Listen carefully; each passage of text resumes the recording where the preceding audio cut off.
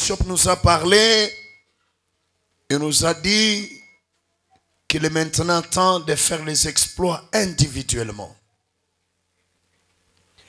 Et ce n'est pas l'affaire maintenant de Dieu, c'est ton affaire. Ce qui veut dire la prise de conscience de ton état, de qui tu es face à ton Créateur, détermine ce que tu donneras ou bien tu feras comme exploit.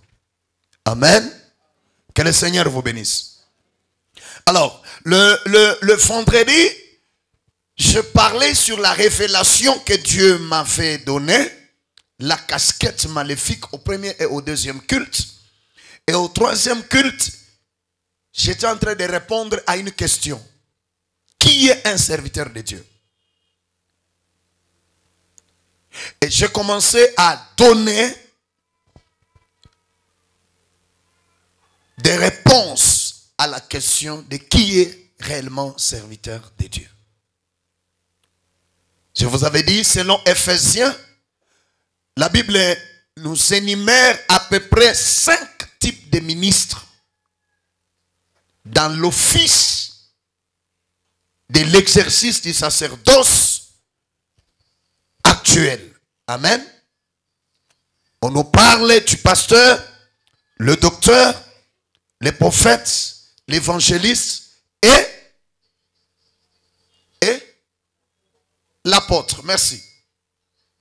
Et les 5 ministres, ils reçoivent tous les honneurs possibles du nom serviteur de Dieu.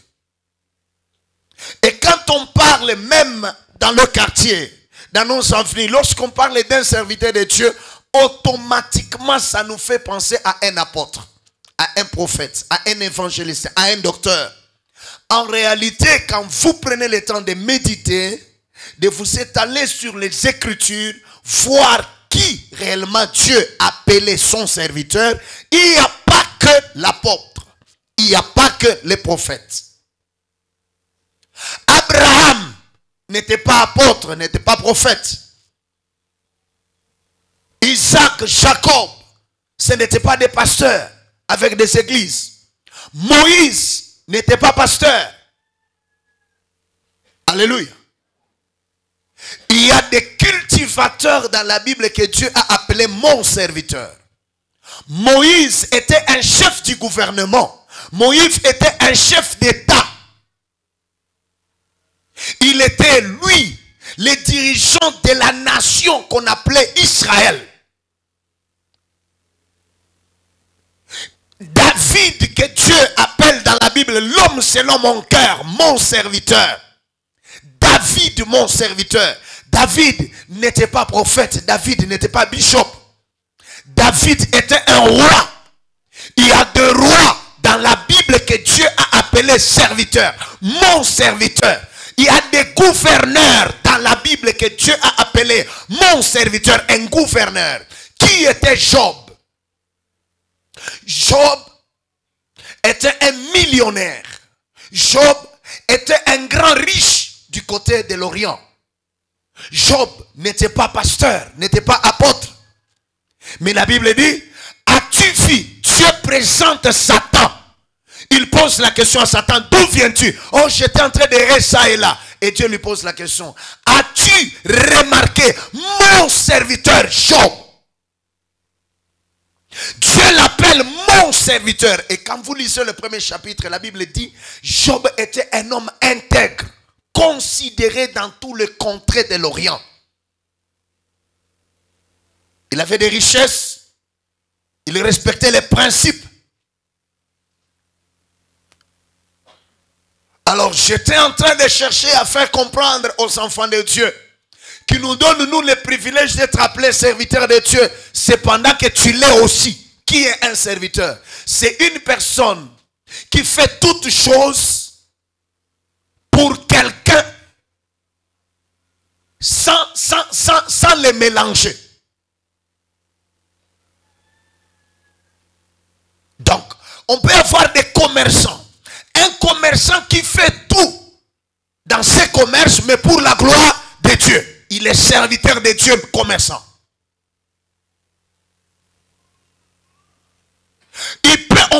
On peut avoir des étudiants.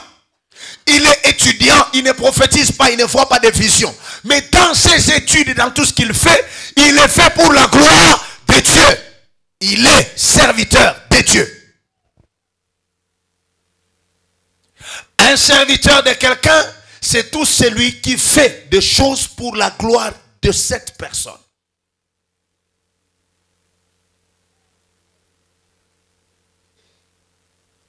Quand il fait poser un acte, il est fait pour plaire à cette personne, pas pour quelqu'un d'autre. Tout celui qui vit sur la terre, toute personne qui vit pour le Seigneur est serviteur de Dieu.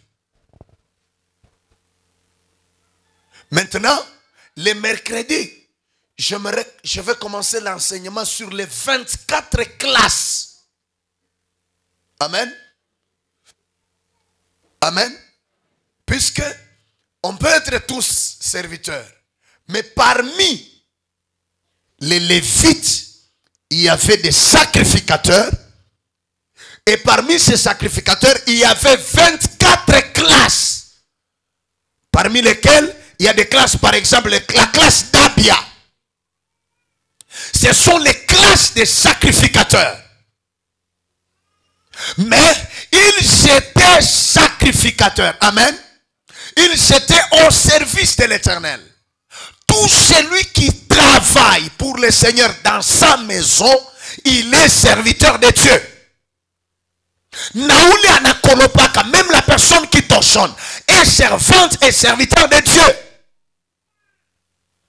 Il y en a qui sont au service de l'Éternel par leurs moyens. Ils ont l'argent. Et quand ils sont dans l'église, leur rôle principal, c'est donner l'argent pour le bon fonctionnement de l'église. Un serviteur est une réponse pour les questions de son maître. Je réponds. Un serviteur est la réponse aux questions de son maître. Tout ce que Dieu ne peut pas descendre sur la terre et le faire à la place de l'homme, c'est son serviteur qui le fait. Mettre les chaises dans l'église, ce n'est pas le rôle de Dieu. Dieu peut donner le message qu'il peut transmettre au peuple. Mais il y a un de ses serviteurs qui doit être le transmetteur de ces messages-là, l'instrument qui doit faire parvenir. Ce n'est pas pour rien que Dieu t'a donné l'argent. Ce n'est pas pour rien que Dieu a voulu que tu puisses étudier. Ce n'est pas pour rien. Ce que tu es là n'est pas pour rien dans la maison de Dieu. Ce que tu connais là n'est pas un problème pour l'église de Dieu. Ce que tu connais est une bénédiction pour l'église de Dieu. Tu es serviteur à ta manière. Personne ne peut pas faire partir d'un culte s'il n'est pas serviteur de Dieu.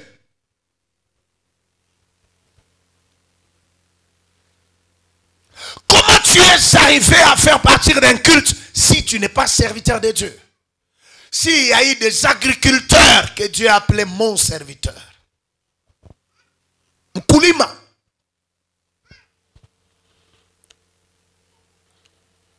Regarde ton voisin, dis-lui. Apprends à reconnaître que tu es serviteur et servante de Dieu.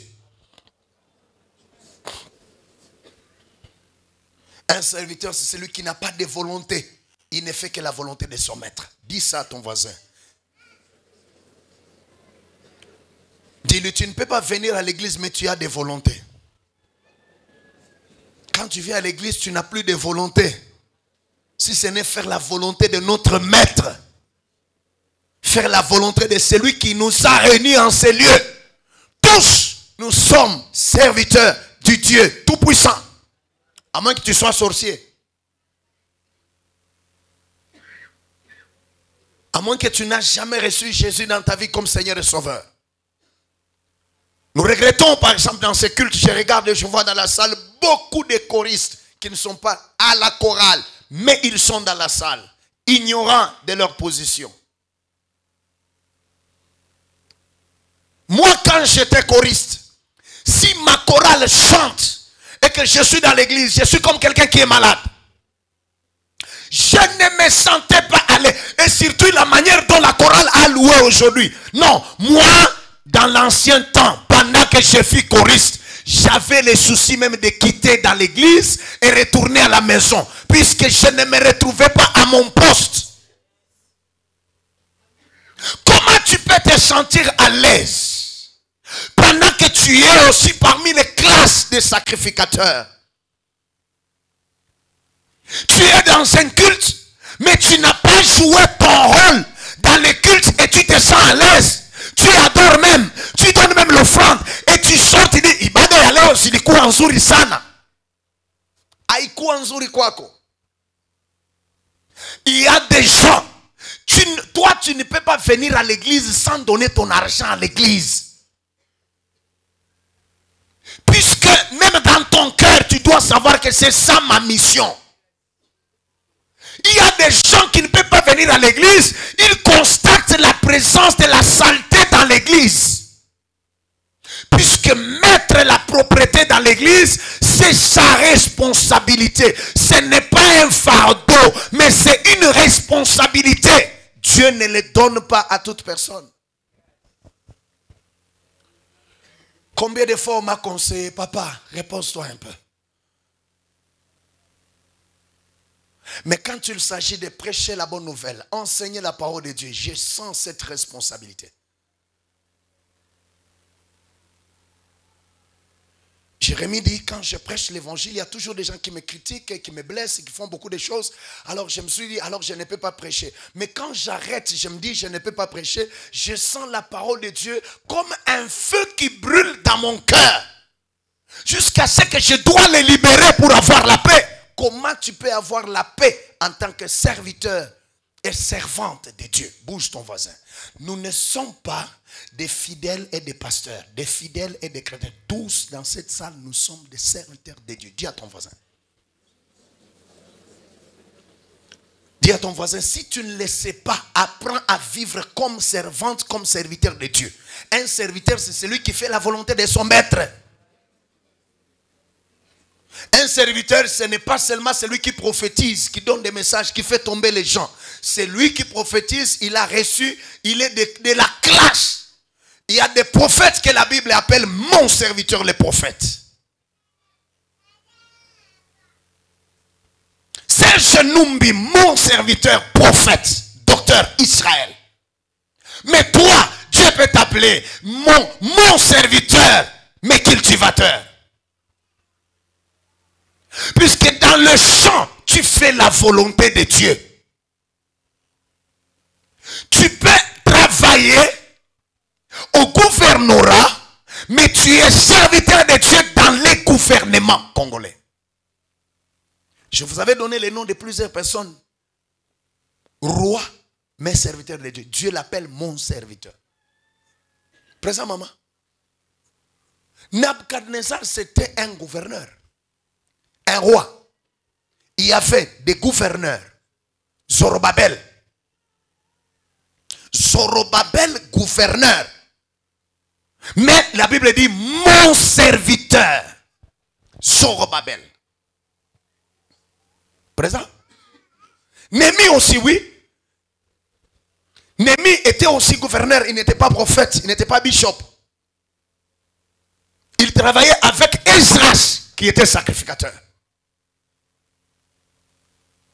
Mais regardez les exploits de cet homme.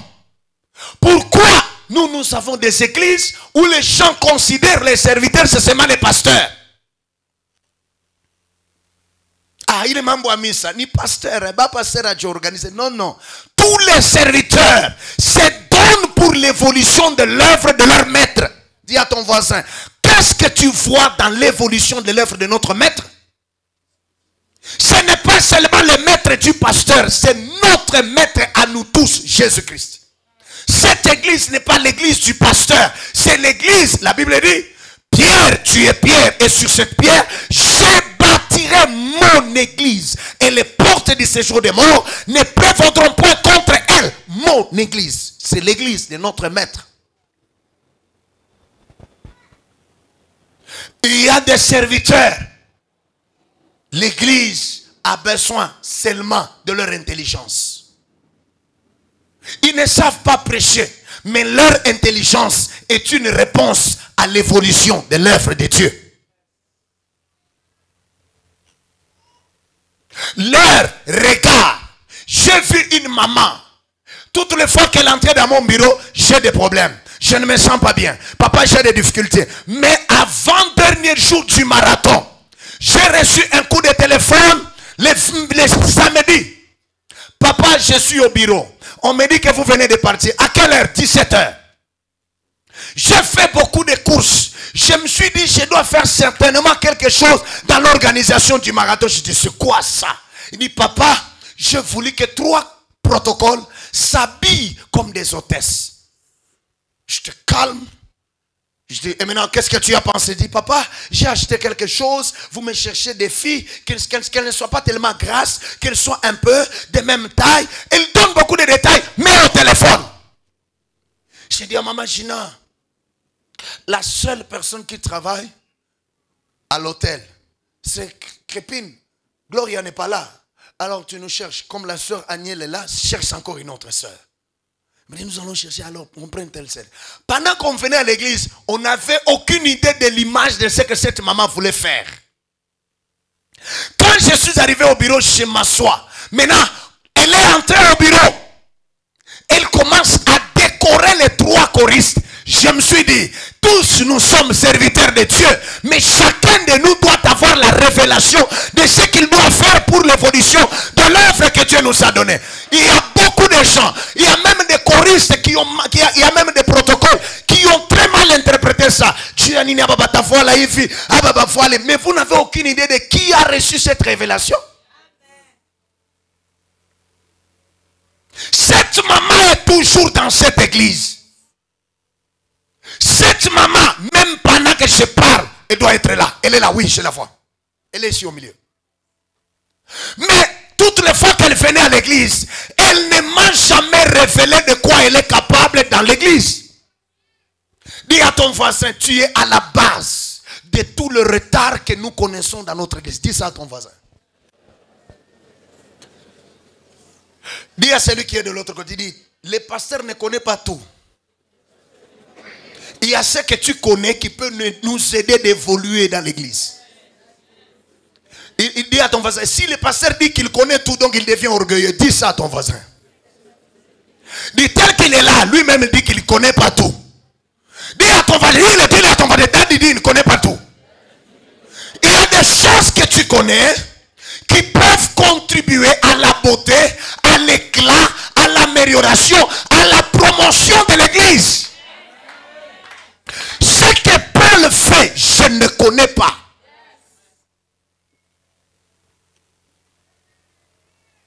Ce que tu connais et que tu ne le révèles pas à l'église, tu n'es pas différent de celui qui contribue à la destruction de l'église.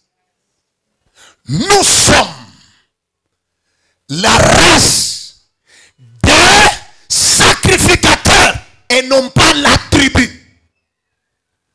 Nous sommes un royaume de sacrificateurs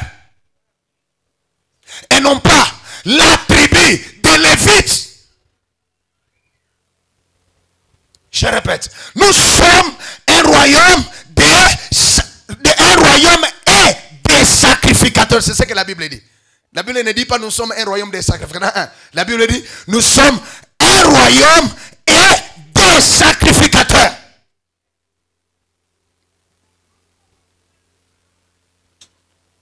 Nous ne sommes pas, au temps où c'est la tribu de Lévites qui devrait jouer le rôle des sacrificateurs. Tout ce que nous connaissons dans notre église, manque de promotion, manque d'augmentation des membres. Il y en a qui reculent, il y en a qui évoluent, il y en a qui se refroidissent. C'est puisque ceux-là qui sont tout autour de nous ne sont pas comme les gens qui ont entouré David, l'a dit mon père. Il y en a qui veulent voir combien l'église va chuter pour qu'ils disent Or, responsabilité est de partager. Comment on vous appelle? Dans l'expression évangélique, on vous appelle brebis. Or, moi on ne m'appelle pas brebis. Moi on m'appelle berger. Or le berger n'a pas un ventre pour avoir la grossesse de brebis. Il n'y a qu'une brebis qui engendre d'autres brebis. Ce qui veut dire les moutons, ça c'est toi.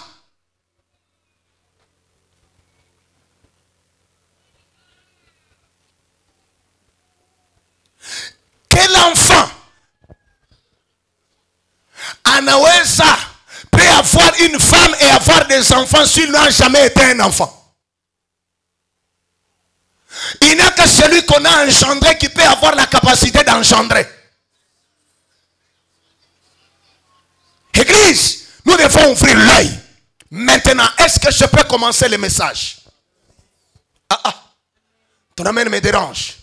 Est-ce que je peux commencer le message? Puisque j'étais en train de faire un rappel qui m'a emballé.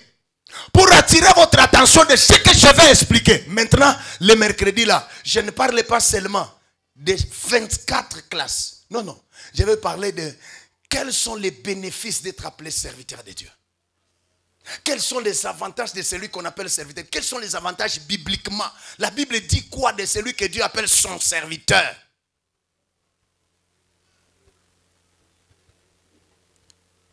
Si tu me donnes un amen, je commence le message. J'ai dit si tu me donnes un amen, je commence mon message du jour. Alors, ça fait un bout de temps où je suis en train de vous parler sur la vie avant la Pentecôte et la vie après la Pentecôte. J'ai attiré votre attention sur éviter de vivre comme des gens qui ne sont jamais passés par les bénéfices des acquis de la Pentecôte. Ça, j'aimerais que maman nous lise. Qu'est-ce qui s'était passé? Actes des Apôtres, chapitre 2, verset 38 à 41. Rapidement, maman, je vais commencer le message. Là, c'est l'introduction du message du jour. Actes des Apôtres, chapitre 38, chapitre 2, le verset 38 à 41, nous lisons au nom de Jésus. Amen. Pierre leur dit: repentez-vous et que chacun de vous soit baptisé au nom de Jésus-Christ pour le pardon de vos péchés et vous recevrez du don de l'Esprit. Vous allez comprendre que là, il a reçu le Saint-Esprit.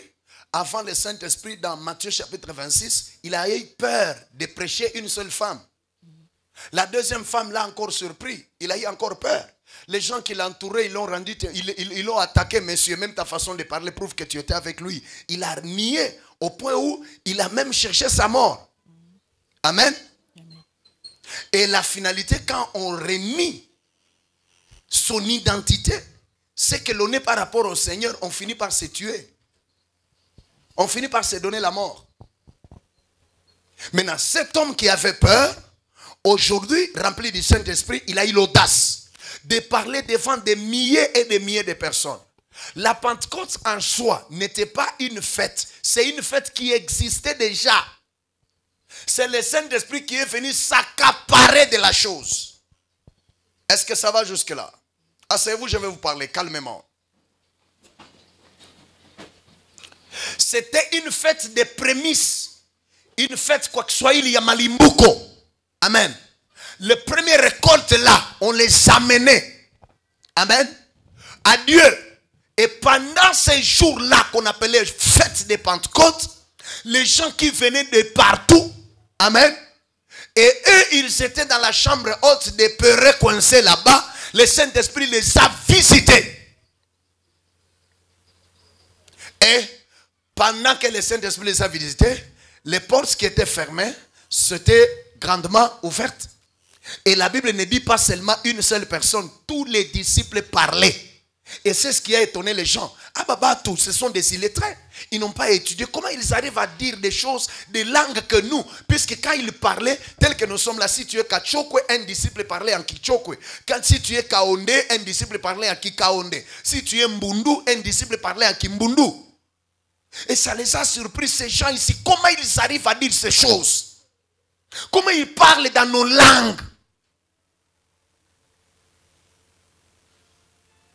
Alléluia. Yes, on a ça. Alors, des choses comme ça avaient bouleversé. La Pentecôte est venue d'abord avec un vent de bouleversement. La Pentecôte est venue avec un vent de la confusion. Ceux-là qui se croyaient connaître se sont retrouvés élèves. La Pentecôte a donné la supériorité aux apôtres. La Pentecôte est venue avec beaucoup de signes. Premier signe, les apôtres là où ils étaient réunis, avant de sortir, tous ont constaté quelque chose. Sur la tête de tout un chacun d'eux, il y avait une flamme de feu. Symbole du Saint-Esprit. Je vais vous enseigner quelque chose là-bas. Pierre regardait ce qui était sur la tête d'André. André regardait, il voyait ce qui était sur la tête de Nathanaël. Est-ce que ça va? Ça veut dire quoi? Ça veut dire, lorsque le Saint-Esprit est venu, lui le distributeur de dons, il a fait à ce que les apôtres se comportent dans la nature du Saint-Esprit. Puisque le Saint-Esprit, c'est un esprit que Jésus-Christ a demandé au Père qu'il vienne cohabiter avec l'homme en donnant des instructions. Quand il sera venu, la Bible dit, il ne parlera pas de lui. La première leçon que le Saint-Esprit a donnée aux apôtres sans ouvrir sa bouche, c'est la notion d'humilité. Apprendre à reconnaître, considérer les autres comme étant au-dessus de soi-même. Pierre n'a pas vu ce qui était sur sa tête, mais il voyait ce qui était sur la tête de l'autre.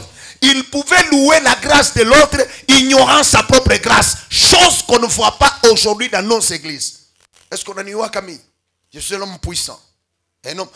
Les apôtres, la première leçon que le Saint-Esprit les a donnée, puisque le Saint-Esprit lui-même avait la mission de glorifier Jésus. Voilà pourquoi le premier message, quand ils sont sortis, regardez bien, quand ils étaient dans la salle, le feu, cette feu-là était sur la tête. Le feu était sur la tête. Mais quand ils sont sortis, où étaient-ils partis? Cette flamme de feu qui était sur la tête de tous les apôtres, quand on a ouvert la porte, où étaient-ils partis? Je vous dis que c'était entré en eux pour commencer un travail. C'est le feu qui a donné les paroles, c'est le feu qui a donné l'expression, c'est le feu qui a donné le langage, qui brûlait la langue des apôtres et les poussait à dire des choses selon la volonté de Dieu. Et ce qui vient de Dieu épate le cœur de l'homme. Ils ont commencé à rendre le témoignage. Là, dans la chambre haute, ils étaient au nombre de 120. C'est l'église que Jésus a laissée. Mais ce jour-là, maman termine le verset. Quand ils ont rendu témoignage. Oh là là. C'est compliqué. J'aimerais les lire moi-même. Nous sommes là. Le 40e verset. La Bible dit. Et par plusieurs autres paroles, il les conjurait et les exhortait, disant, sauvez-vous de cette génération perverse. 41e verset qui est le tout dernier. Ceux qui acceptèrent la parole furent baptisés. Et en ce jour-là, le nombre des disciples s'augmenta à environ 3000 âmes. De 120 à 3000. Je répète, de 120 à 3000. La Pentecôte est venue créer deux choses. Première chose, la promotion de l'église. Deuxième chose, l'élévation de l'impactation du royaume au sein des humains.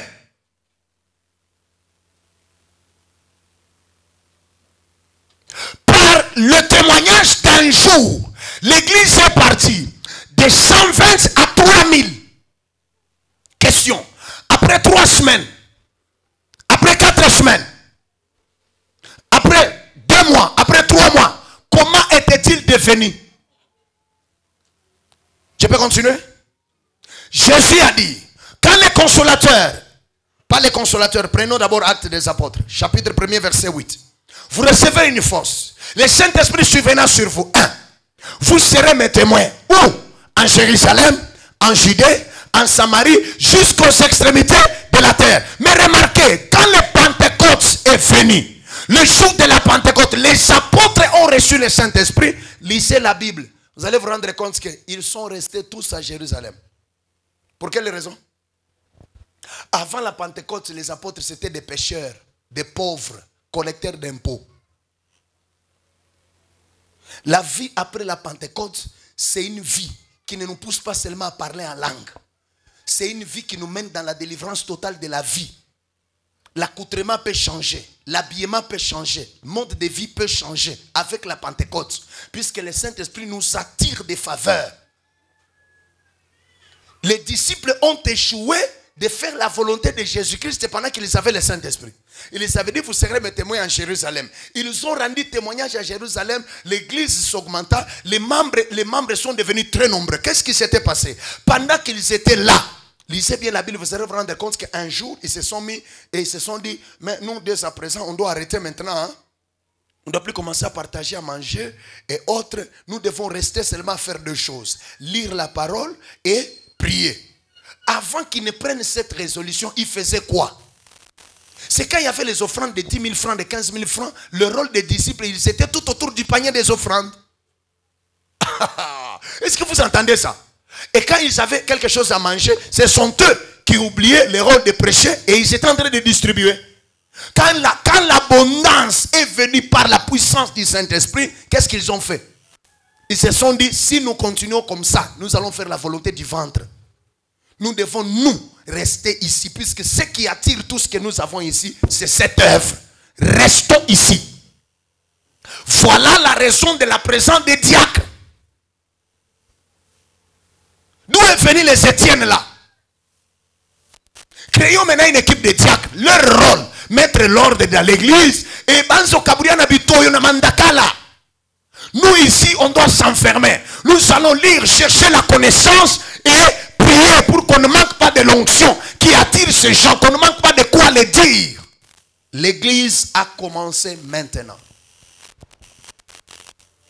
Alors, 7, 8, 9 ou 10 éléments importants qui a fait la différence, la distinction de l'église primitive. Ce sont les choses que je vais vous expliquer aujourd'hui. Je vais parler aujourd'hui de 3 éléments, je vais augmenter d'autres après. Et vous allez voir ce que nous sommes aujourd'hui. Est-ce que nous reflétons? Puisque je vous disais que nous devons refléter. Si nous parlons de la Pentecôte, nous on n'a pas été là les jours de la Pentecôte. Nous sommes les bénéficiaires des acquis de la Pentecôte. Ceux qui étaient descendus ce jour-là, et nous sommes les bénéficiaires de ces choses. Est-ce que si nous héritons le fonctionnement du Saint-Esprit, nous héritons aussi le caractère des apôtres pour servir Dieu? Ouvrez-les, je dois te parler aujourd'hui. Accorde-moi ton attention, il y a des choses que je dois te dire. La plupart des gens croient qu'ils aiment Dieu. En réalité, ce que nous faisons, ce que tu fais, ce que nous faisons, c'est autre chose que ce que les apôtres faisaient.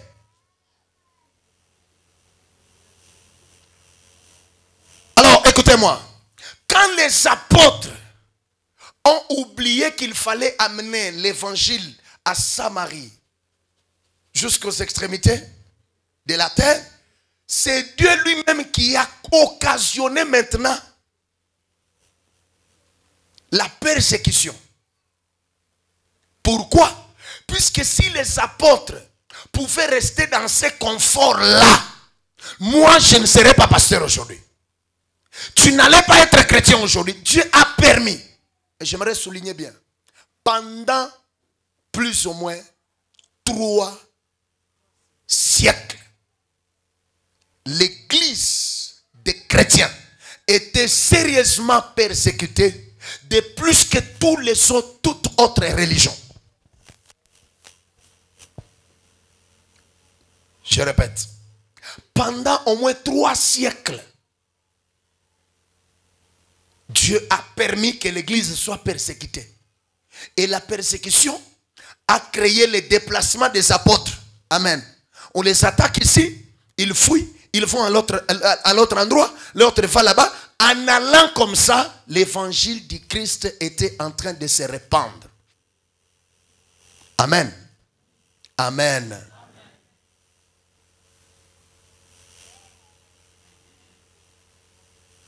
Que Dieu vous bénisse. Là, c'est une réponse liée à la compréhension spirituelle. Mais la compréhension réelle comme ça. Amen. Il y avait des raisons qui ont fait à ce qu'on puisse les persécuter.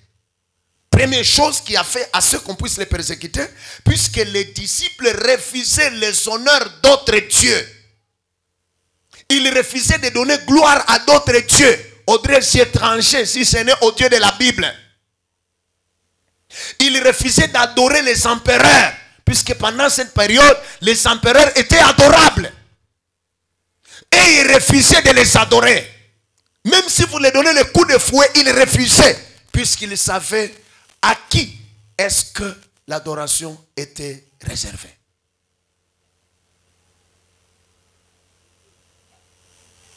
Deuxième raison, ils s'étaient considérés comme trop exclusifs, trop étroits.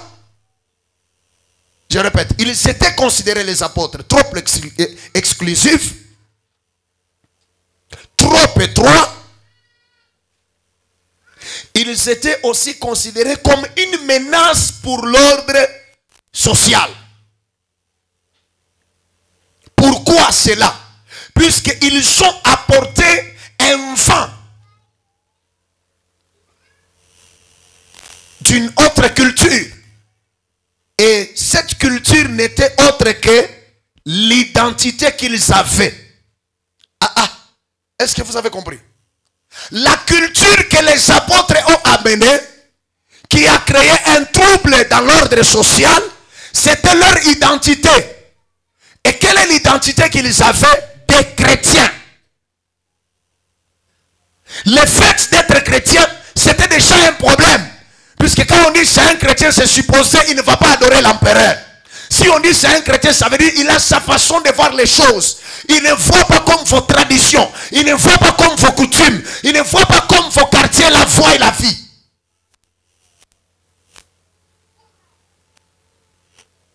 Leur culture. J'aimerais dire à une personne dans cette salle que être chrétien, c'est une culture. C'est un mode de vie. C'est une manière de vivre différemment du monde. Ce qui nous étonne est que nous sommes en train de faire maintenant ce qu'on appelle le copier-coller. La chrétienté est une culture importée du ciel qui se manifeste sur la terre dans les hommes. Qui l'a importé? Le Saint-Esprit. La chrétienté est l'identité que le Saint-Esprit est venu créer la promotion parmi les hommes pour changer la manière de vivre. Est-ce que je peux continuer? Vivre en chrétien, c'est vivre comme un citoyen céleste tout en étant sur la terre. Qui est-ce qu'on appelle chrétien? C'est celui qui mène une vie identique de comment ça se vit au ciel mais sur la terre.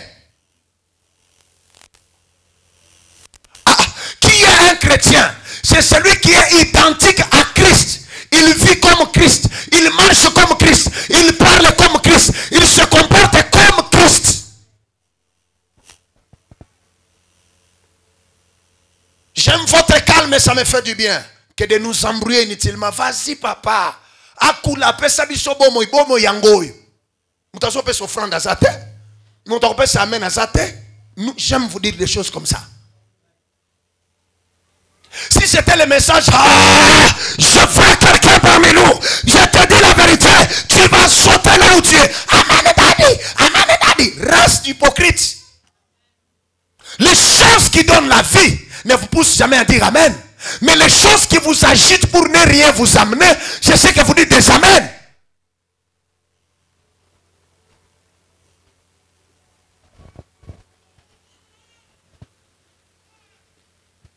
Premier élément parmi les 10, 15, 13, j'ai beaucoup de choses à expliquer. Qui a fait la particularité, ou bien qui constitue la particularité de l'église primitive. Ce qui les a distingués d'autres religions. Ce qui a fait que l'église primitive soit vraiment le centre de la gloire du Dieu Tout-Puissant. Première chose. L'église primitive était multiraciale.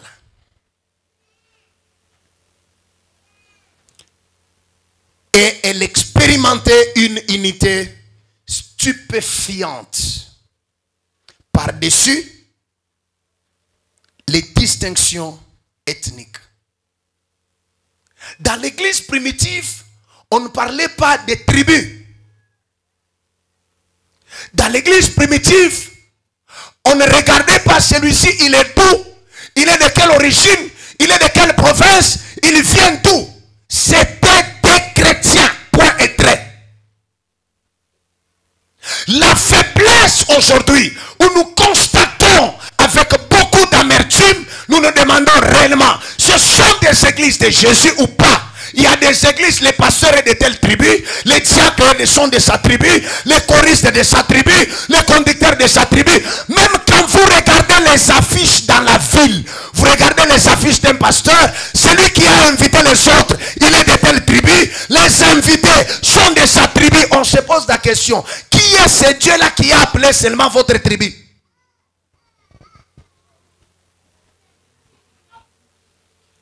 La particularité de l'église primitive, la sauvageuse, les classes ibaretoches, il n'avait pas ce caractère-là ethnique. Il n'avait pas de question de savoir de quelle tribu est-il. Ce qui les intéressait était de vivre la vraie vie chrétienne. Voilà, tous étaient en train de plaire à l'Éternel. Si on veut faire l'église comme l'église des apôtres, ça sera scandaleux ici. Les 3000 personnes qui sont venues là, ils ont fouillé leur maison. Tous habitaient à l'église. Et la Bible dit, ce qui appartenait à l'autre était à l'autre. Ils mangeaient ensemble. Si on veut faire cette église ici, combien de grossesses que nous allons trouver dans des toilettes ici? Avec nos frères ici que vous voyez là. Mais eux, ils étaient ensemble. Ils n'ont pas encaissé de grossesse. Un frère a engrossé une soeur. Ils ont fait l'église comme l'église de Noé. Oh mon Dieu, est-ce que je peux révéler? Dans l'église de Noé, les lions étaient là. Et la chèvre était là. Les lions n'avaient pas bouffé la chèvre. Les lions étaient là. Ils regardaient et disaient, même si j'ai des griffes, la moindre chose que je dois faire, à l'extérieur là, il y a 40 jours et 40 nuits. Il y a les eaux partout. C'est inondé. Dieu m'a sauvé par la grâce. Je ne peux pas utiliser mes griffes ici. Cela ne veut pas dire que le lion n'était pas lion. Le lion a seulement compris que ici où je suis, je n'ai pas mérité. J'allais mourir comme les autres. Nous sommes dans l'église pas puisqu'on a mérité. La Bible dit, en un si grand nombre que lui-même appellera. C'est-à-dire, tu n'es pas un fou de hasard à l'église. C'est Dieu lui-même qui t'a appelé. Il a fait de toi choriste. Il a fait de toi intercesseur. Ce n'est pas l'affaire du pasteur. C'est lui-même qui sélectionne. Ce n'est pas par hasard que je sois ton pasteur. Tu ne m'as pas choisi. Dieu t'a attiré vers cette église.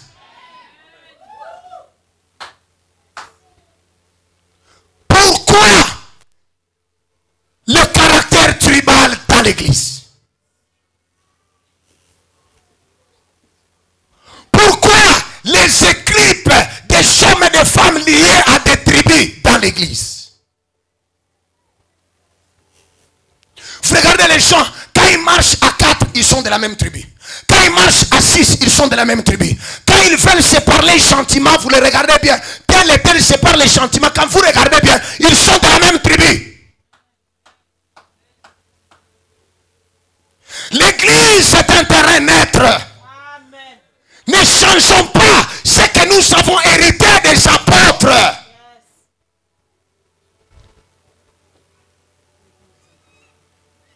Que le Saint-Esprit, le maître de l'église, celui qui a commencé l'église, nous aide. Nous ne sommes pas des politiciens pour attirer les stratégies politiques dans l'église. Les politiciens sont nos enfants de la foi. Nous devons corriger leurs erreurs pour qu'ils ne puissent pas demain ou après-demain rater le royaume des cieux à cause de leur position qu'ils ont occupée sur la terre. Puisqu'il y a des politiciens dans la Bible que Dieu a appelés mon serviteur. Comment nos politiciens ne peuvent pas être aussi enfants de Dieu? La plupart des erreurs que les hommes politiques commettent, c'est lié toujours aux pasteurs. Puisqu'il y a des pasteurs qui ont leur propre verset à eux. Et qui ne prêchent pas l'amour. Et qui ne prêchent pas la communion. Qui ne prêchent pas les vraies valeurs des chrétiens. Pourquoi vous me regardez comme ça? Il y en a quand ils donnent. Il y a quelqu'un dans l'église qui lui dit, pourquoi toi tu as l'habitude de donner? Toi tu penses que tu es la seule personne qui peut donner dans cette église? J'aime votre calme et ça me fait du bien.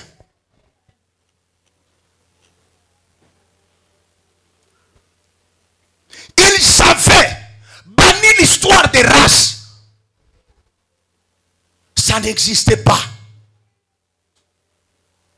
L'histoire d'ethnie n'existait pas. L'église primitive était fondée sur l'amour.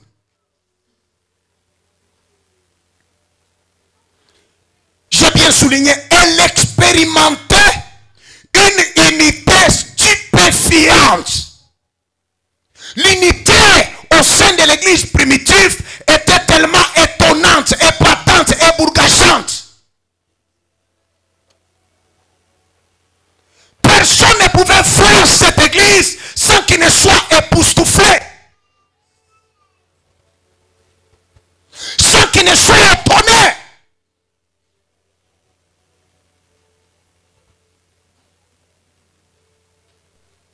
Les Samaritains et les gens de la Cappadoce, on pouvait tous les voir dans une même maison et ils mangeaient ensemble. Voilà pourquoi un jour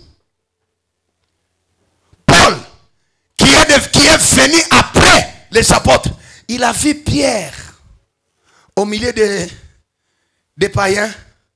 Il mangeait avec les païens. Mais quand il a entendu que l'homme de Dieu est en train de venir, il a arrêté, il s'est éloigné.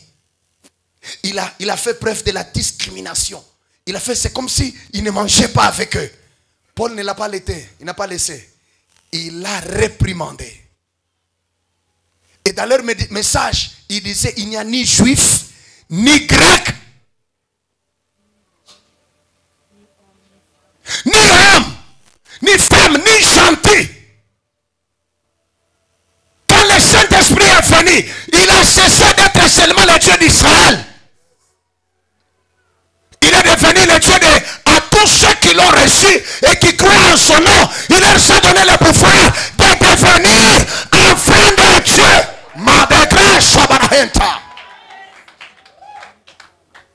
Je peux me vanter aujourd'hui que je suis le fils du Très-Haut. Je peux me vanter aujourd'hui que le ciel me connaît. Mais pendant l'ancien temps, les Congolais n'étaient pas connus comme le peuple de Dieu. Ils n'étaient que le Dieu d'Israël. Bien-aimés, n'oubliez pas, il faut lire la prophétie biblique. Israël n'est pas rejeté pour toujours. Et d'ailleurs, regardez ce qui se passe dans le monde. Ce sont les signes de récupération d'Israël. Il reste, quand bien même nous sommes là, il reste ce Dieu-là d'Israël.